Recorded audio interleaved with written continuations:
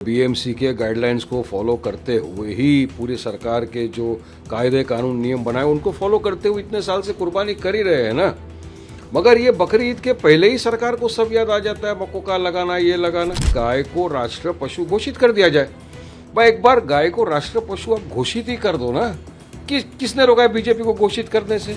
गाय के नाम पे जिनको मार दिया जाता है, हाँ, मॉब लिंचिंग कर दिया जाता है उनका, ये सो कॉल्ड गौ रक्षकों द्वारा, तो वो भी बंद हो जाएगा। कितने बेगुनाह बेकसूर मुसलमानों की जानें बच जाएगी। गोवा में तो लेकिन गाय जम्मी, दूसरी जगह मम्मी।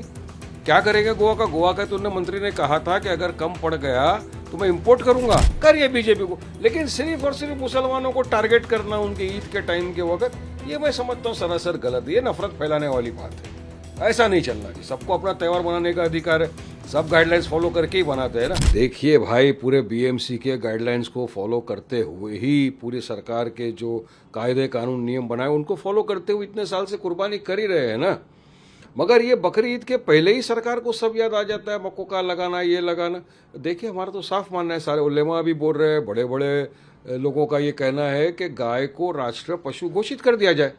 भाई एक बार गाय को राष्ट्र पशु आप घोषित ही कर दो ना। किसने रोका है बीजेपी को घोषित करने से? कर दीजिए। तो वो जो बेगुनाह बेकसूर बेचारे जो गाय के नाम पे जिनको मार दिया जाता है, हाँ, मॉब लिंचिंग कर दिया जाता है उनका, ये सो कॉल्ड गौ रक्षकों द्वारा, तो वो भी बंद हो जाएगा। कितने बेगुनाह बेकसूर मुसलमानों की जानें बच जाएगी। ये गौ रक्षकों का सब काम खत्म हो जाएगा, जो घूमते फिरते आए दिन किसी को भी शक की बुनियाद पे पकड़ के मारम तोड़ी करते हैं। करिए और लगाइए कानून बराबर, पूरे भारत देश में लग जाए ना। गोवा में तो लेकिन गाय जम्मी, दूसरी जगह मम्मी। क्या करेगा गोवा का? गोवा का तो उन्हें मंत्री ने कहा था कि अगर कम पड़ गया तो मैं इंपोर्ट करूंगा। और इतना ही नहीं, आंकड़े दिखाते हैं कि भारत देश सबसे बड़ा बीफ का एक्सपोर्टर बन गया है। और यकीन मानो, बड़ी बड़ी जो कंपनियां स्लॉटर हाउस है, वो स्लॉटर हाउस के मालिक के अगर आप नाम देखोगे ना तो सब तो नॉन मुस्लिम है। बंद करो। अरे बीजेपी को फंडिंग जाती है उन लोगों से इलेक्शन के अंदर। ऐसी ऐसी कंपनियां हैं, क्या करेंगे? तमाम कंपनियों को बैंड लगाएंगे, नहीं लगाएंगे? मैं आपको आंकड़ा दिखा सकता हूं गाय इसी के ऊपर, एक्सपोर्ट के ऊपर जो लोग बात कर रहे हैं ना, इतनी बड़ी बड़ी, हर काम इनको सिर्फ मुसलमानों के त्यौहार के टाइम ही दिखते हैं। देखिए ये साफ आंकड़े हैं। ये क्या दिखाते हैं? ये एक्सपोर्ट, हाँ, बीफ के ऊपर जो ये जो बात कर रहे हैं ना एक्सपोर्ट की, 11,581.07 किलोग्राम ऑफ शीप और गोट मीट का 2024-25 के अंदर भेजा गया एक्सपोर्ट करके भारत द्वारा। आंकड़े हैं। और यूनाइटेड अरब में भेजा है, कतर, कुवैत, बहरीन। और इंडिया एक्सपोर्ट किया है तकरीबन 12,54,775 किलोग्राम के हिसाब से, मतलब 1.25 billion kilogram, 1.25 billion kilogram of कारा बीफ इन द ईयर 2024-25। और ये मैं नहीं बोलता हूँ भाई, ये पूरे आंकड़े हैं, देख लीजिए। सोर्सेज DGCIS, ये सोर्स है, ये डाटा है गवर्नमेंट का। अब आप इस डाटा को तो नहीं कर सकते हो ना। हाँ, तो कौन कर रहा है ये इतना सब? ये तो हो रहा है ना, तो बंद करिए ना हमेशा के लिए। एक मतलब आप इसको अनाउंस ही कर दो, पूरे भारत देश के लिए अनाउंस कर दो कि ये बन गया है नेशनल पशु। तो कोई ना काटेगा, ना बेचेगा, ना खरीदेगा, ना कुछ करेगा। करिए बीजेपी को, लेकिन सिर्फ और सिर्फ मुसलमानों को टारगेट करना उनके ईद के टाइम के वक्त, ये मैं समझता हूँ सरासर गलत है। ये नफरत फैलाने वाली बात है। ऐसा नहीं चलना जी। सबको अपना त्यौहार मनाने का अधिकार है, सब गाइडलाइंस फॉलो करके ही बनाते हैं ना। तो एक मर्तबा सबको क्लैरिफिकेशन आ जाएगा कि ठीक है भाई, नहीं करना, नहीं करे। कोई भी इलीगल एक्टिविटी नहीं करता। देखिए जो इलीगल है, जो कायदे के हिसाब से गलत है, वो नहीं होना चाहिए। कोई नहीं करेगा, ना कोई करता है। मगर ये बोलना कि नहीं हम ये लगा देंगे तो खाली क्या मक्कों का सिर्फ ये बकरीद तक ही लगेगा, कि आगे भी एक्सटेंड रहेगा ना? लगाओ ना सबके ऊपर पाबंदी। जिस तरीके से बात करें अगर पेट्रोल डीजल फ्यूल की, एक बार फिर से जो प्राइस हाइक हो गया, कैसे देखिए मोदी जी ने सबको गिफ्ट दिया, एक महीने में तीसरी मर्तबा फ्यूल हाइक हुआ है। ये आपको मैं दिखाता हूं, मैंने तो इसको अभी ट्वीट भी किया है। देखिए फ्यूल हाइक, पेट्रोल 87 पैसा पर लीटर, डीजल 91 पैसा पर लीटर। एक महीने में तीसरी बार ये हुआ है। अभी अच्छे दिन है, मोदी जी ने सबको तोहफा दे दिए, सब तोहफा लेके बैठ गए और खुद तो चले गए थे 5 देश की यात्रा करने के लिए। यहाँ पे सबको तकलीफ में डाल दिए, बोले कोई घूमना नहीं, वर्ल्ड टूर बाहर नहीं जाना, डेस्टिनेशन वेडिंग नहीं करना, सोना मत खरीदना 1 साल तक।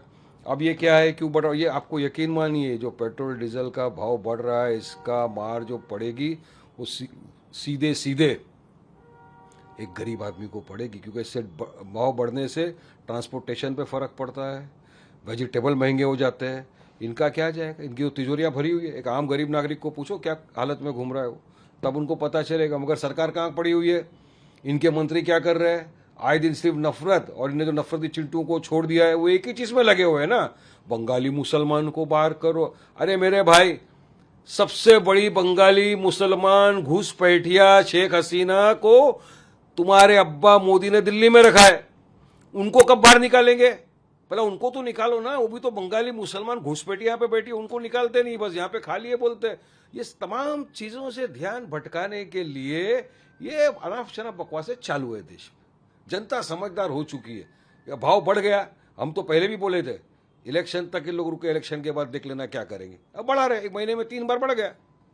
बाकी गरीब लोग की तो एक बार जिस तरीके से आज 5-6 दिन रहा, डेमोलिशन किया गया, डेब्रिस से हटाया जा रहा है, वहाँ पर देखने वाले किसी के ऊपर आरोप भी लगाया जा रहा है, किसकी गलती रही क्या है, कैसे देखते हैं? देखिए, दिल बहुत दुखी है, ये बहुत दुखद बात है कि 400 घरों को इस तरह से बुलडोजर से उखाड़ के फेंक दिया गया।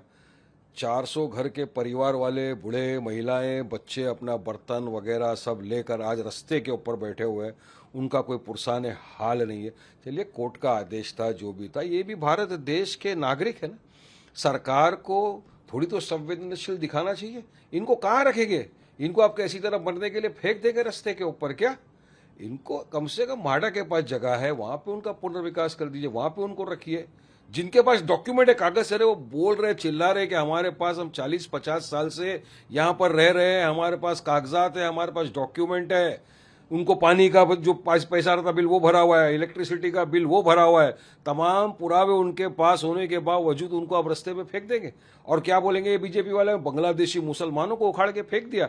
अरे भाई साहब, बांग्लादेशी मुसलमान और सबसे बड़ी जो घुसपैठिया है शेख हसीना, उसको तो तुम्हारे अब्बा मोदी ने दिल्ली में बुला के रखा है 2 साल से। उनको कब निकाल के आप फेंकेंगे?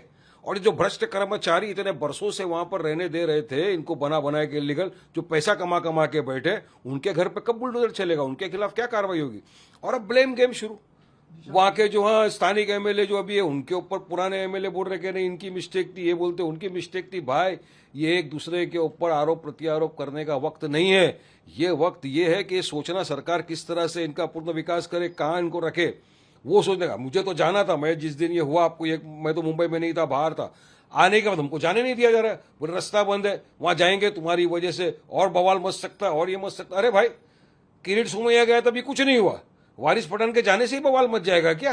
हाँ, तो हम नहीं चाहते कि हमारे वहां जाने से किसी वहां के निवासी लोगों को, स्थानिक लोगों को तकलीफ हो, मगर हम मदद तो कर रहे हैं ना, मदद करना चाहिए, एक इंसानियत का तकाजा, इंसानियत के नाते। निशान सिद्दीकी का जो वीडियो जिस तरीके से उन्होंने बयान हाँ, कैसे देखते हो इस वीडियो को? ये देखो, आरोप प्रत्यारोप करने का वक्त नहीं है। ये सबको एक साथ एकजुट हो के, अगर आपको वाकई में आपके दिल में हमदर्दी और दर्द है, तो एक साथ एकजुट हो के वहां जो लोग इस तरह रास्ते के ऊपर बैठे, उनको मदद करने के लिए सोचना चाहिए। हम तो साथ थे, रहेंगे। कहीं भी मजलूमों पे होता है, वारिस पठान खड़ा है, मगर मजबूरी है, जाने नहीं मिल रहा है वहां पर, हमको जाने नहीं दिया रहा है। वारिस पठान आना नहीं चाहिए, आएगा, यहाँ पे बात बढ़ जाएगी। नहीं जा रहे, आपको किसने रोका? आप जा सकते हो ना, आप लोग तो जाते भी नहीं हो ना, खाली बैठ के बयान कर रहे हो।